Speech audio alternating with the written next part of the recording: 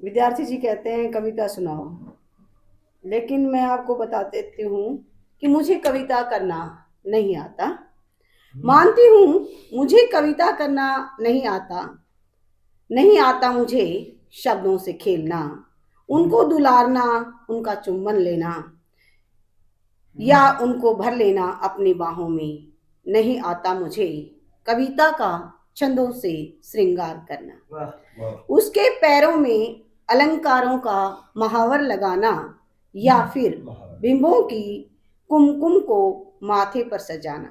हाँ, नहीं आता मुझे वक्रोक्ति में लपेटकर अपने शब्दों को दिव्य अर्थी बनाना या फिर व्यंजना से अपने भावों की तगड़ी का गुच्छा लटकाना।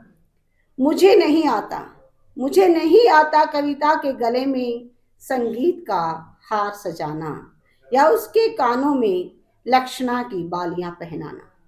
मुझे केवल अपनी बात कहनी आती है, स्पष्ट शब्दों में, जो सिर्फ 2 और 2 4 ही बयां करती है, सीधी और सपाट, बिल्कुल गणित की तरह। मेरी कविता का शीर्षक है प्रतिमा। सदियों से ही तुम्हारी कल्पना में रही है औरत, कभी नाजुक फूल बनकर। Thank you.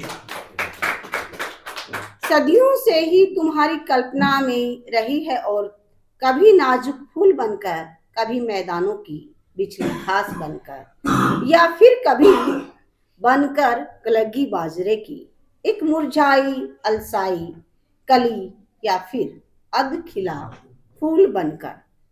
वह रही है तुम्हारी कल्पना में चांद सी सुंदर, चांदनी सी शीतल, शबनम सी क्षणिक बनकर, छुई मुई या फिर किसी तरु शिखा से लिपटी असहाय लतासी दीनहीन प्रावलंबी बनकर।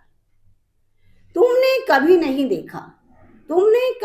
देखा कभी उस फूल सी कोमल नारी का वो दुस्साहस जिसमें वह अपना जीवन दांव पर लगाकर कर देती है एक नव जीवन की रचना।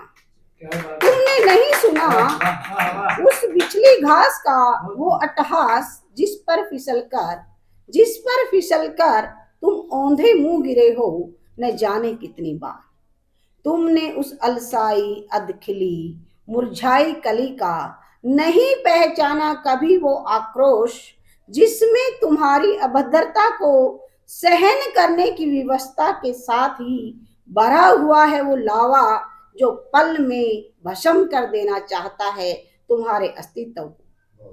तुम्हारी नजरें नहीं देख पाई कभी उस चांद सी स्निग्धता और चांदनी की शीतलता के पीछे छिपी उस संघर्षशीलता को जिसमें वह शबनम सी क्षणिक व गुमनाम जिंदगी नहीं बल्कि एक स्वयं के अस्तित्व से परिपूर्ण जिंदगी चाहती है। तुमने केवल उसे लता रूप में दर्शाकर उसे दीनहीन सिद्ध करने की भरसक कोशिश की है।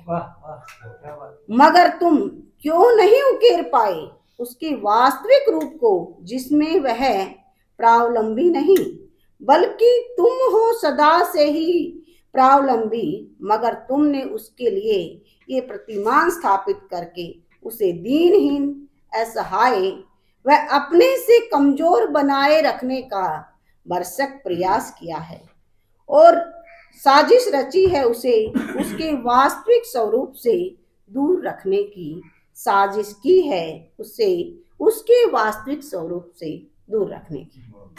और एक कथानक जो विद्यार्थी जी ने कभी मुझे उनके जीवन से जुड़ी हुई एक घटना के बारे में सुनाया था, तो उसको एक लघु कथा के रूप में मैंने यूं पिरोया है। रात भर ताई के शब्द कानों में गूंजते रहे थे जो उन्होंने ताऊजी की तरफ देखकर मुंह बिचकाते हुए कहे थे। गांव में रहने वाले हरपाल ताऊजी बीमार हैं, ये जानकर मैं शहर से दौड़ा चला आया था। दरवाजे पर ताई जी खड़ी थी तो पूछ बैठा, ताऊजी की तबीयत कैसी है? तभी उन्होंने कहा, मरता भी नहीं जो पीछा छूटे, स्यापा हो रहा है जी को।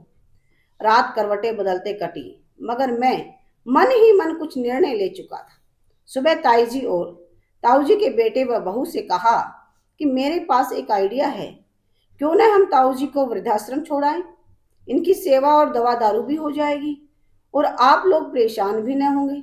मेरा प्रस्ताव सुन सभी के मुखमंडल पर सुकून के भाव स्पष्ट झलक रहे थे। थोड़ी ही देर में मैं और ताऊ जी का लड़का वृद्धाश्रम के लिए रवाना हो गए। वृद्धाश्रम पहुंचकर मैनेजर से बातचीत की। उन्होंने ताऊ जी को लाने के लिए गाड़ी बुलवा ली और साथ ही एक पत्र भी थमा दिया, जिसमें ताऊ जी की कुल संपत्ति का ब्यौरा देते हुए यह शपथ पत्र देना था कि इनके परिवार में इनकी देखभाल करने वाला कोई नहीं है, अतः इनकी मृत्यु के बाद इनकी समस्त संपत्ति पर वृद्धाश्रम का अधिकार होगा।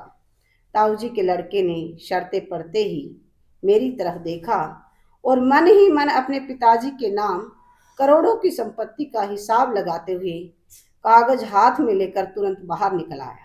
तो मुझे भी घर चलने का इशारा किया। आज ताऊ जी को मल मल कर नहलाया गया और घर में उनके मनपसंद के पकवान बने। धन्यवाद।